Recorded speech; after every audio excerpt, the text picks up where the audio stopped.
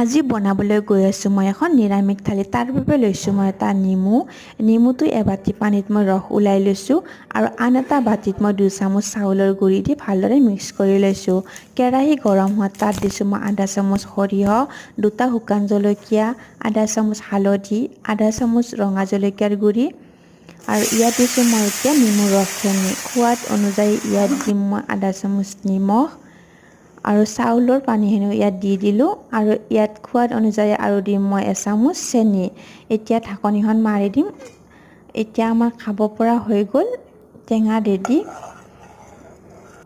আৰু এয়া হৈছে মোৰ ভাত আৰু এয়া হৈছে টেঙা আৰু এয়া হৈছে আলু ভাজি, এয়া হৈছে কাচকল আলু ভাজি, তিয়ঁহৰ চালাড, পিঁয়াজ, পাপৰ, জলকীয়া আৰু দালি।